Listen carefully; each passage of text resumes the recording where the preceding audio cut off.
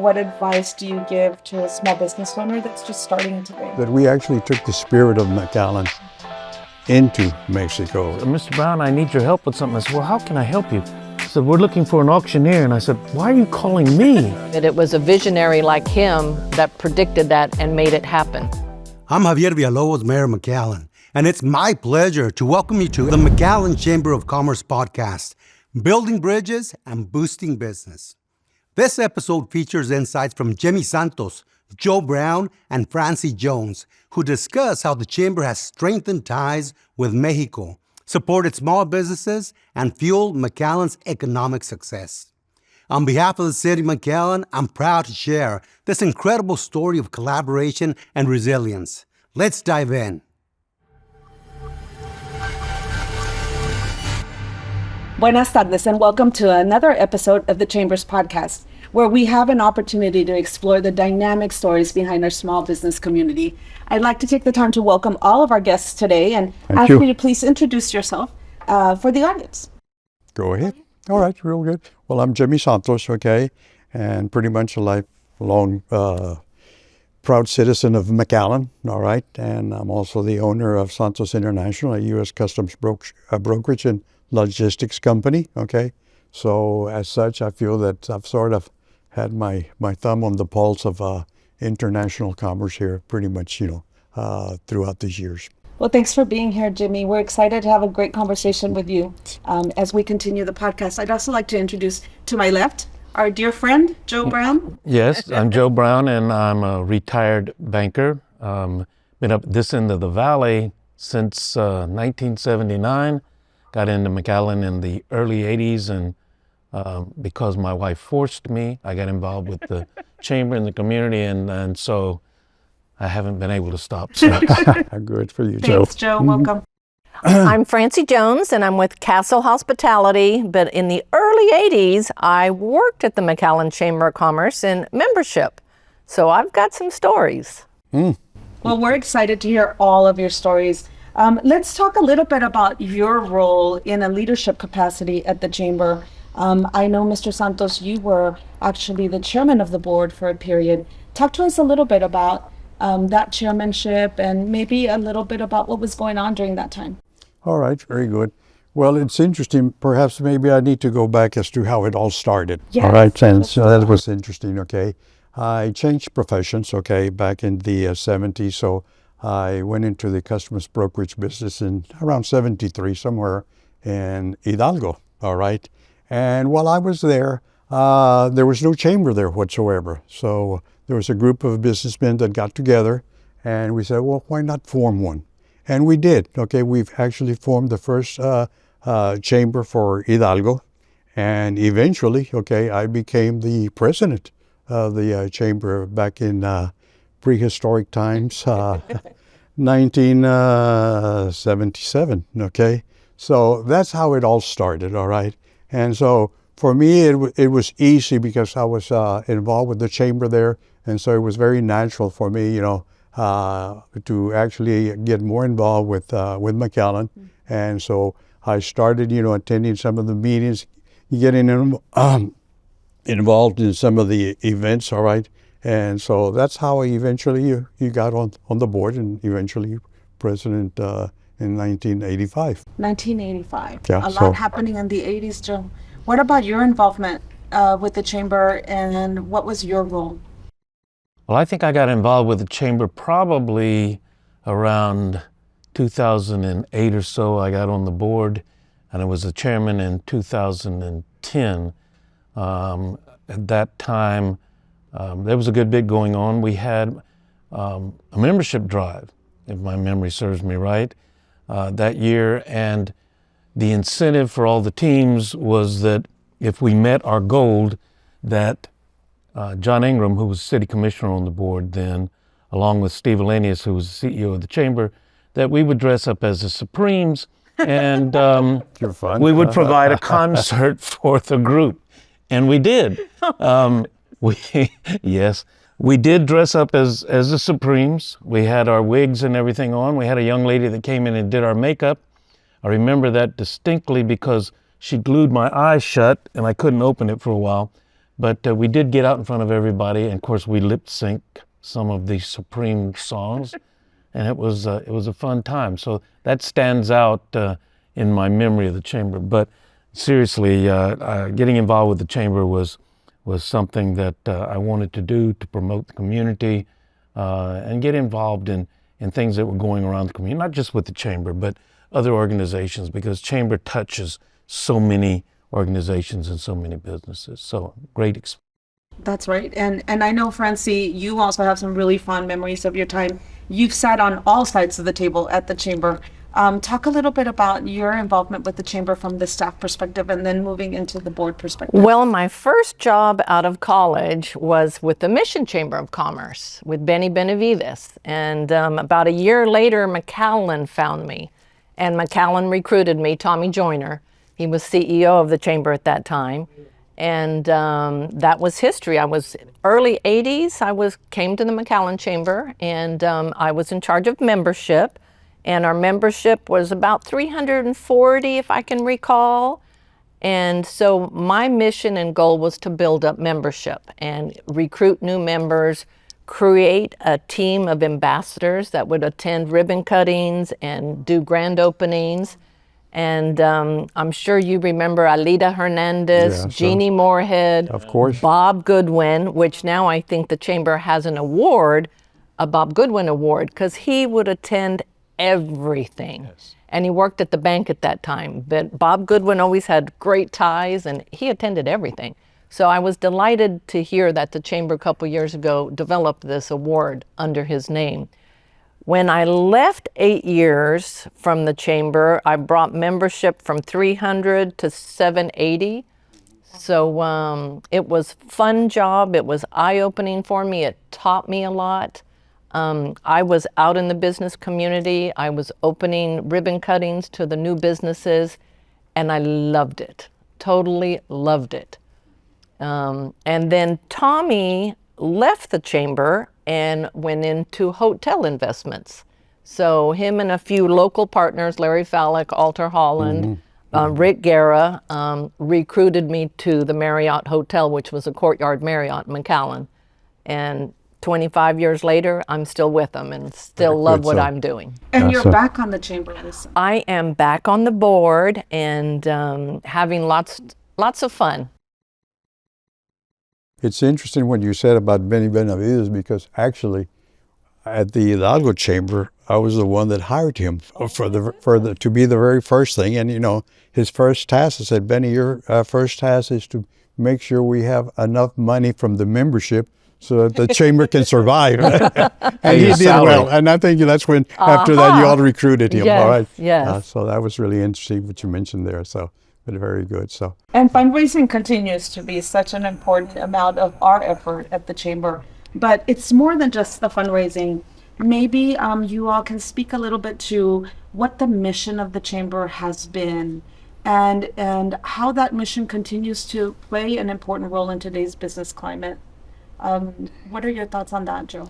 Well, certainly we go out and recruit as hard as we can, but we want more members, obviously. But, you know, there's a benefit to being a member. Not only do we go out and do your ribbon cutting if you're a brand new business, but we promote you.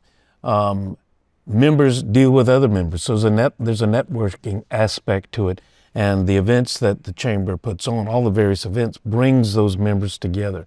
So it's easy to find people to network with, to do business with through the chamber, because the chamber provides that to us. So we want to get out there and recruit members, not only because we want the income for the chamber, certainly we need that to run the chamber, but because it grows the community, develops the community, and it's an essential part of the community. I think that as we've been engaged in these podcasts, the story that we hear time and again is that the small business community has really set McAllen apart from other parts of the region and how united we are. How do you see us moving forward as a community with continuing to call that membership to the chamber, to continue to move that unity forward? And is it something that you think is complicated in today's world? Has it changed from the time that you were here? What are some of the opportunities that you see to continue to grow membership? Well, I think the chamber has evolved tremendously in so many different areas, okay? But, following up on what Joe was saying, about what the chamber does, and I think, one of the big items, of course, is that the McAllen, not only did it support the businesses per se, but also it was a magnet for other, conventions and things to be over here. A very, very important group, of course, was the greeters, okay? And I was a member of the greeters for a good number of times. And, that was really a biggie there, because they served that famous border buttermilk, okay? And we would go to all of these conventions. The greeters would divide into two different groups, to be able, because sometimes there were multiple conventions going on. But I think that went real well, and that was a good way to introduce, outsiders to McAllen and make them feel at home, okay? So I really think that, as far as that aspect, I think that was a very important function.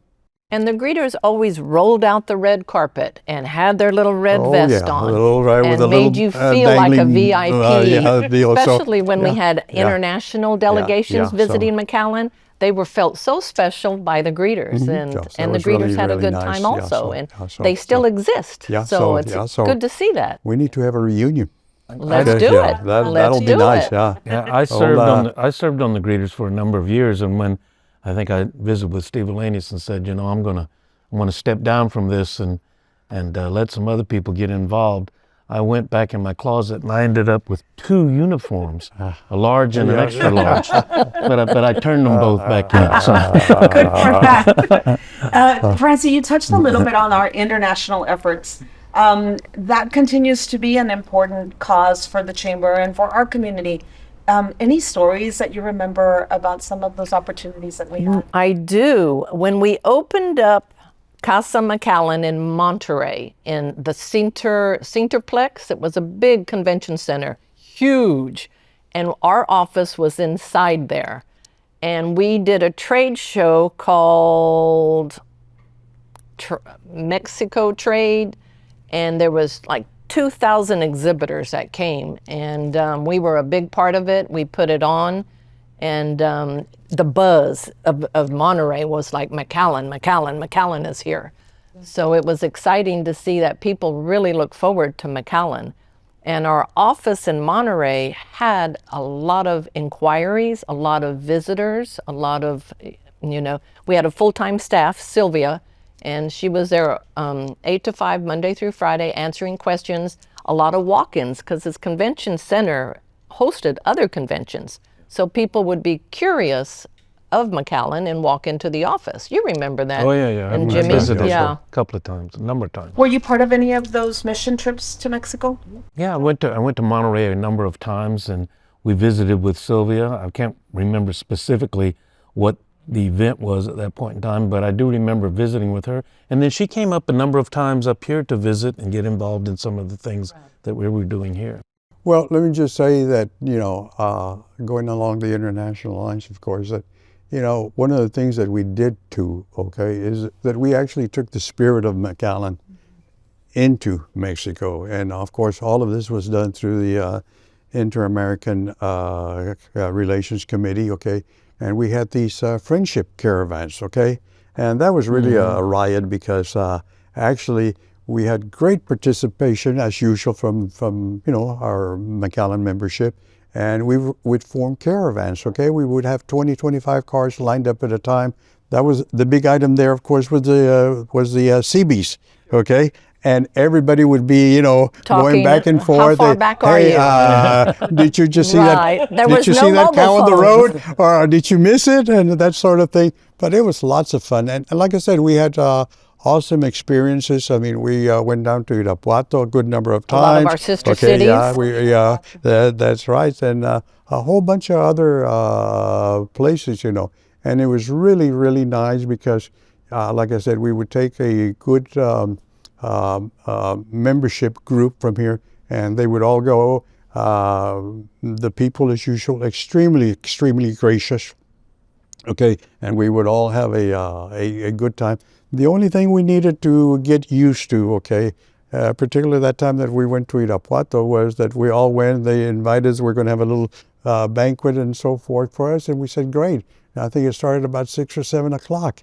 And then it was 8 o'clock, 9 o'clock, 10 o'clock, 11 o'clock. We were starving. We were starving. Yeah, they eat dinner late. is not normally served over there at 6 o'clock or 7 o'clock.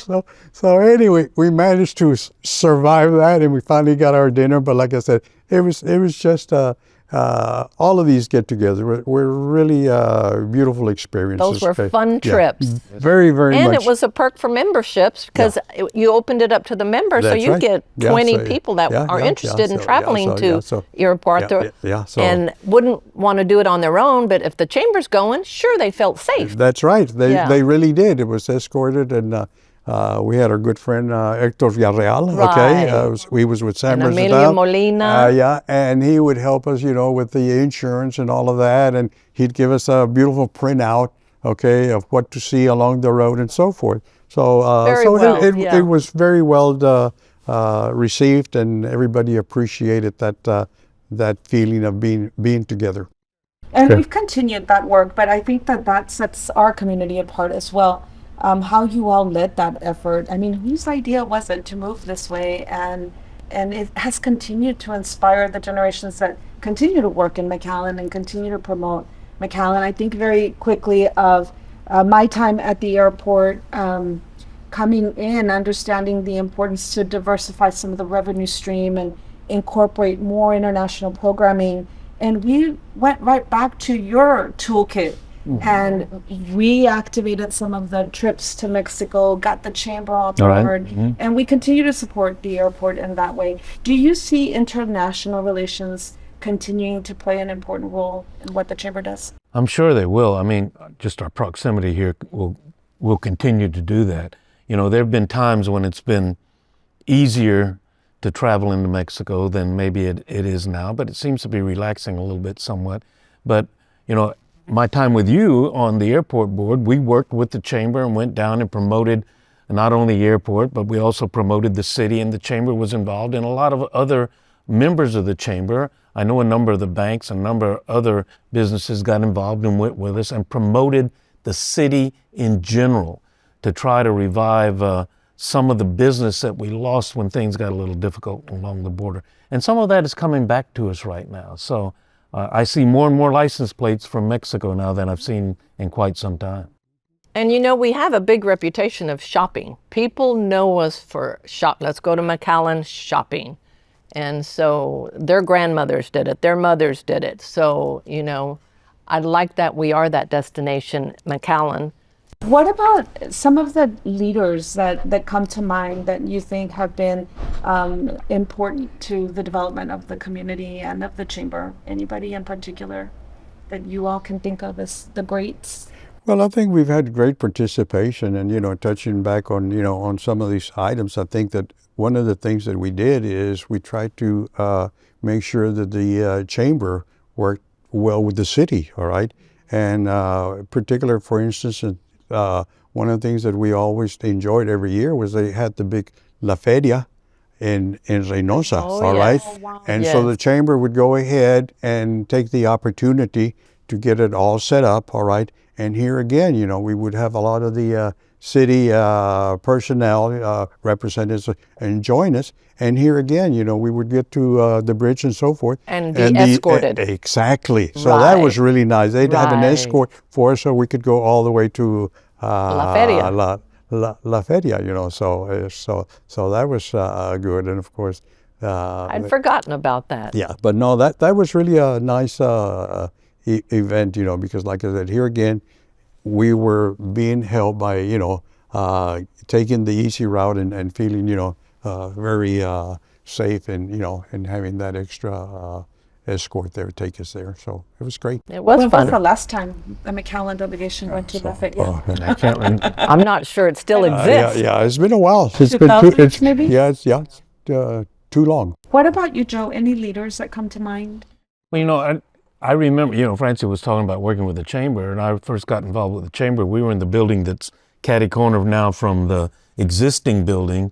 And of course, I knew Tommy Joyner real well, but I knew Tommy after he left the chamber. So I came along when Steve Lanius was involved, and Steve promoted a lot of things that the chamber is now doing now, and I think it was very good for us. But we were fortunate in that we had good leadership at the city. The mayors and city commissioners worked with the chamber real well. And I was just thinking a while ago, the chamber has developed a lot of things over the years that I see other cities and chambers of commerce kind of copying, and I won't call any names out, but there's a number of things that the McAllen Chamber started, and all of a sudden I see it happening in other chambers of commerce around the valley. So the chamber's been fortunate in that we've had individuals involved, both at the city level and in the chamber themselves, through the CEO, Steve at the time, I mentioned specifically, and a number of the people on the board who've promoted new things, been innovative in developing things that have now become a staple. Things like the Good Morning McAllen, yes, the Good Day McAllen, the tequila and tacos things that we did for a while, the barbecue. There's been a lot of things that have been promoted, and the involvement that the chamber has with the city as far as the parades go, and all of that has just grown, and it's been great. You know who comes to my mind is Otho Brand. At that time he was mayor, mm-hmm, and he had the vision of the convention center. Yeah, he did. At that time I was like, that's crazy. That's not going to work, because he had to raise the land with soil. Yeah, but the vision he had that I didn't have at that time. But now look at our beautiful convention center. But it was a visionary like him that predicted that and made it happen. And the board, it all goes back to the board also, right? And we've been very fortunate to have some strong boards, okay? Yes. Because things happen, all right? And for instance, the year that I was president, okay, we had a fellow by the name of Alden Schiller, okay? And lo and behold, no incoming president likes to see, personnel change. And he got a very nice offer somewhere in, Central Texas, so he left. So we had to look for somebody else. And so we brought in this fellow by the name of Arnold Arrowwood, okay? And it was a little bit different. It was a little bit different because he didn't speak Spanish or anything like that. So he was but I will credit him with something, and to the credits of the chamber also. He was the one that when I was, president, that he actually got the accreditation going for the chamber, the very first accreditation, okay? And now I understand the chamber now has earned something like a 5-star accreditation, which is like, just a handful of chambers in the United States have this accreditation. So, and I'm pleased in the fact that I was there when we first started the first accreditation. You got the first star. Yeah, that's right. So it worked that way. So it worked out well. So. Wow, that's fascinating. And we're due for a renewal of that accreditation. Yeah, so where's Arnold now? Yeah, that's right. I'm looking forward to all that work. Yeah. We've got you, Liz. That's right. Francy, what has being able to lead at the chamber meant for you? It makes me happy to connect people in business, to help them, to guide them, to point them in the right direction.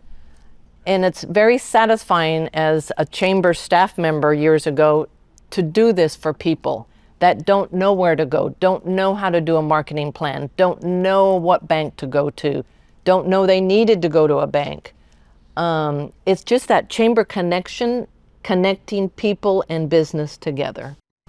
That's incredible. And you connect all of us at the chamber in many ways, but our most important role for you is your moderating of our events. Talk a little bit about how those events have taken shape over the years, and do you see that growing? Do you see that changing? You talked a little bit about McAllen Day, the lunch, and now we've added the McAllen breakfast. Well, you know what? I like those things. I don't know whether y'all recognize it or not, but I do not mind getting up in front of people. I have some people tell me, I'm scared to death to get up in front of people. I'm going, why? I kind of like it. But, I got started in some of that really way back at a chamber golf tournament. We were finishing the golf tournament and we were raffling off prizes, and we had a flat screen color television set when that was the first flat screen to come out, and everybody was kind of in awe of that. And plus we had 2 tickets on Southwest Airlines anywhere they flew. And they said, well, we hate to raffle these off. If we could auction them off, we could raise a little money. And we need somebody to auction them off. And of course, I had a few beers at that point in time. So I said, So, of course, that I'll helped. auction them off. And so I got up there and I sold them.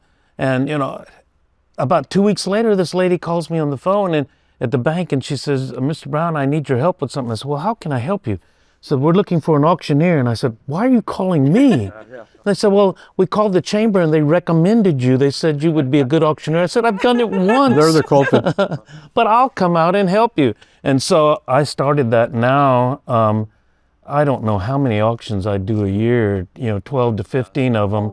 And I'm not an auctioneer. Yeah, the Boys and But Girls you're Club good and so at forth. it. Yeah, that's right. You are. So, But You were trained. you thought I went to auctioneer school? Well, I actually looked into it. But I don't, obviously I don't charge anybody to do it. It's all for nonprofits and civic organizations. But if I did charge, I'd have to be licensed and go to school, and I don't want to do that. But I just kind of fell into that. And, and as you know, I'm at the chamber once a week or so, or every 10 days, because I'm doing work with the Community Foundation, which office is there. But I still help the chamber out. If you've got an event going on and I'm around, I'll let you know, or someone at the chamber, Blanca or someone know, if you need help, I'll be there and I'll help you out. So being retired, that gives me the opportunity to get out and And are still you say, training somebody to take over? no, but if you know someone, you're a candidate. you help me His find daughter. someone. That's Yeah, right, your yeah, daughter. Yeah, Yeah. oh yeah, okay. Jamie. Good luck. So, what about challenges that you faced during your time that you were at the chamber? Anything that you can remember? Well, I already mentioned one already, okay, and that's the fact the change of, of our CEO, that's always a biggie. And then in '85, we were in the midst of those famous Peso devaluation. devaluations, Oh, yeah. okay, That's right. and that was really a toughie. I mean, the peso was, and Joe knows more about these than I Downtown would as to the suffered. value, but the pesos, I think they were over 100 or something like that before they changed to the new denomination. But it got away, from Mexico, and I think they attributed it to a flight of capital from Mexico. But the peso really affected us here tremendously. A lot of folks here lost their jobs.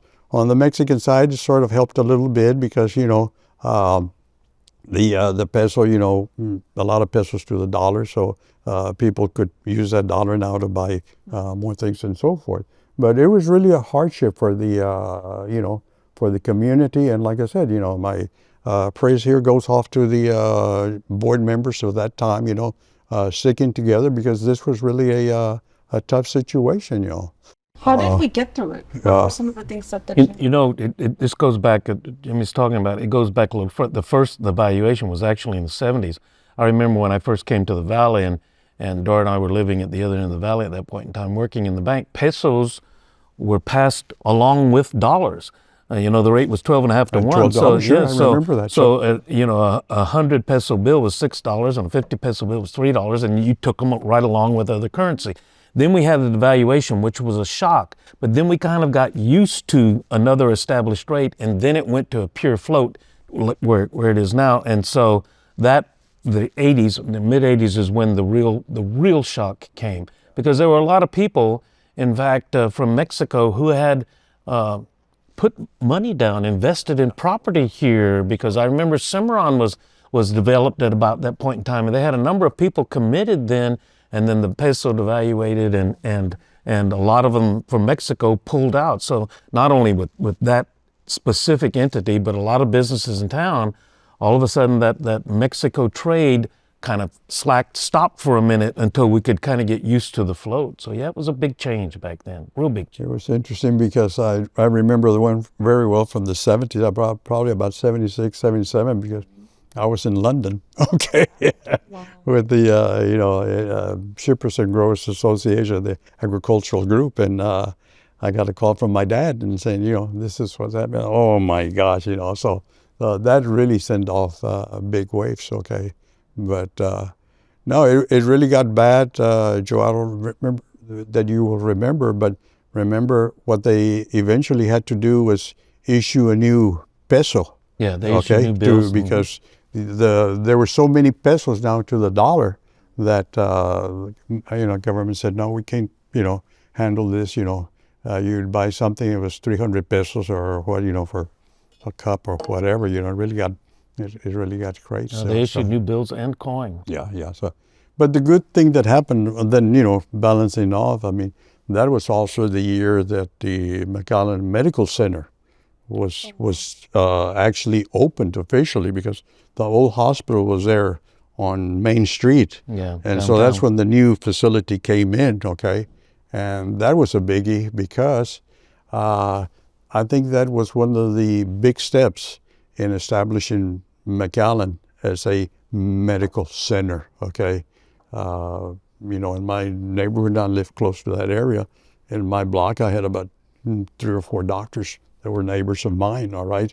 So there was a huge influx of that. So that was a big attraction right there with that. And healthcare is now the biggest industry in McAllen. Yeah. So we've got more healthcare related. So that's the. And then the international arena just continued to grow. Because at about that time, the industrial board for McAllen was evolving. We had just formed the McAllen Foreign Trade Zone 12 that had come into being. We had Frank Burkhead, okay, that came in, and he was the administrator, okay, and eventually that led to the formation of the McAllen Economic Development Corporation, and that's where Mike Allen came into play there. So he was the first director for the MDC, Mike Allen? I know. I don't know if Frank was the. I know he was the head of the Foreign Trade Zone section, which also was under the umbrella of the Industrial Development Program. Okay, and that changed. It was absorbed to become the MEDC. Right. Okay. And in my day, I just remember Mike Allen. Yeah, Mike Allen was the first one I remember. But Frank Burkhead was the one that actually got it all started. So, and then of course Mike came in and now look at it, hit a home run. And did at the very beginning. So did well. So. And that continues to be an important program of work for the community as well. Absolutely. The MEDC continues to certainly bring in main focus, of course, is pretty much on the industrial sector.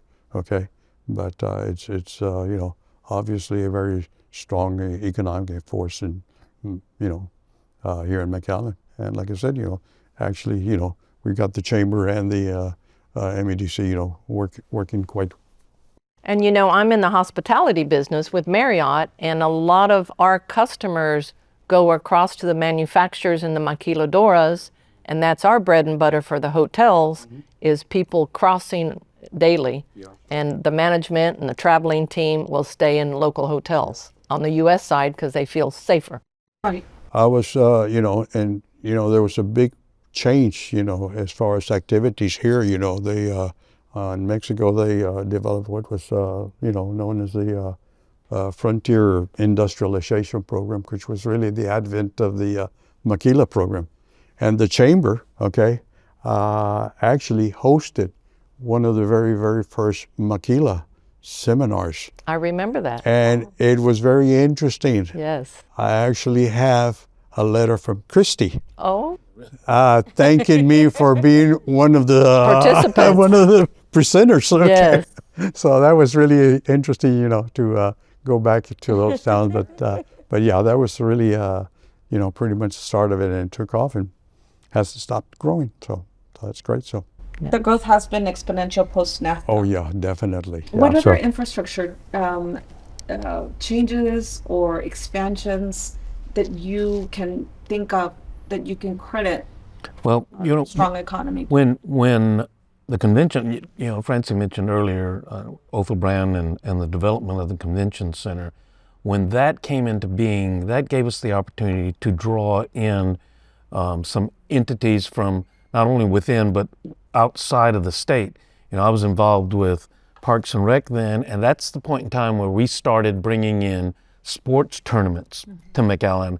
Prior to that, there was very little of that, but we brought in, starting first with the state, and one of the things about the state, and I'm not telling you something you don't know, Texas is so big that when you think of McAllen, we're at the end of the world for Texas, where it's like El Paso, it's at the end of the world for us. But on the national level, people travel across the country to go to different areas. So McAllen was successful, I know, in bringing a number of national tournaments and softball here, but we've also done it for baseball and for other areas because people will travel nationally. It's still a little challenging for state stuff, Yes. but that opened up a new door for us. And for the people in the hospitality industry, whether it's hotels or restaurants, having an influx of thousands of people, gave them nice shots in the arm from time to time. Yeah, and about the same time, I think they also had initiated that, I think it was called the Palm Bowl, okay? And we did that for a while. Yeah, right. Bowl? The Palm Bowl is where you actually had some of the, not the big college it was, plays, but I think there was one year that I remember, I think it was North Dakota, okay? It was a championship for the lower exactly, level yeah, it was colleges. like a national champion. Like for the, D3 or something like that. and that was another biggie right That there. was a big event yeah, for so, McAllen. yeah, The so 90s? in the In the 80s. In the Late 80s, yeah, 80s. Joe. I think it was in the 80s. So, one other item that I'd like to mention also is that with the chamber, one of the things we did along with the city, of course, we tried to be the representatives from McAllen on all of these activities. And there was one year, okay, that we were invited to the inauguration of the governor in Tamaulipas, all right? And our good friend Carlos Garza, okay, happened to have a plane available. And he invited all of us to go down to Victoria. On his private plane. On a private plane, and we went over there for the deal. And of course, the thing is, like, you run into these situations where you go there and, the governor-elect or whoever it is, they just love to speak. And they'll tell you about how many kilometers were built, okay? And this and that. It was time to leave again, all right? And we were extremely thirsty. But they can't sell alcohol. Oh, it's a It was a holiday. Exactly. It was okay. or election. Yeah. Yes. But I'm not going to say who. Okay.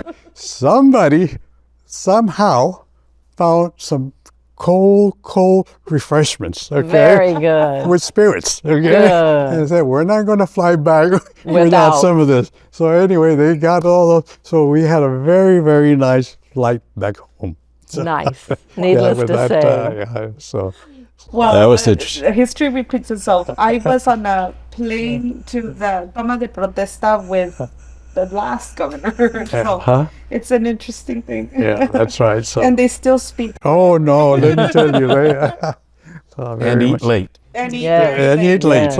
Yeah. I remember going to some of the Grab a city events with Yeah. Steve Alenius, and he was just so miserable because they're serving dinner at 10. I'm like, Steve, smile and Eat eat. before. That's right. So Things don't change in terms of that. So let's do a little bit as we get close to the wrap-up point. I want a few things. The first thing is I'm going to ask, what consejo, what advice do you give to a small business owner that's just starting today? Anything that you can share with them to save them a little bit of time? Join the chamber that's right. and get Absolutely. involved in the chamber and go to their seminars, go to the good day lunches. Just get involved and you will get back. Yeah, and really the chamber offers not going to say necessarily credibility, but it offers an ease of well-being or comfort to to people that come in, okay, and they want to know, like you had just mentioned somebody else similar like that. They want to know, well, we need this, we need a plumbing company, we need this or that, and a lot of times they'll go to the chamber and so forth. So it's important from that aspect, okay, just to be, because I think definitely in our case, because of international commerce, a lot of people, one of the first places they're going to go to is the chamber, okay? And, we're thinking about dealing with this. I mean, everything all you're familiar, yeah, they've been, steady members of our organization for the last 15 years or 20 years, whatever it is. So they go away with a comfort area. Plus, like you say, all the different programs that they can offer, so. And nowadays, the chamber has so many programs. I mean, you've just taken off, and it's wonderful all the programs you have for newcomers, new business. It's just wonderful the networking you provide. Joe? Well, certainly what he says is correct. The challenges for somebody starting up a new business are immense, especially a small business. And unfortunately, many of them fail and they retry and retry. But, dealing with people that you know and trust is important, especially these days where there's so much that comes across the internet that is untrustworthy. Being able to go to the chamber and seeking someone, whether it's a plumber or whether it's an accountant or someone with some experience in that business, certainly helps out. And some of the programs that the chamber has from time to time assist in getting these businesses going and understanding some of the challenges they're going to face. But so the chamber's a great avenue to help you make that business a success. Thank you all. Now, in many ways, you all have been important mentors for me, particularly Joe and Francie, who I served, or you served on a board for the airport. And just hearing Mr. Santos' story and knowing the importance that you've made in this community, I want to thank you for all that you have done, very specifically for the chamber, but for the community as a whole. What's your mark? What do you hope people remember that you did for this community? We'll start with Mr. Santos. Well, I think it's very important to give back to the community what it has given you, all right? And I really feel that the chamber is a good way to do that, all right? Being involved, okay, it gives us a great sense of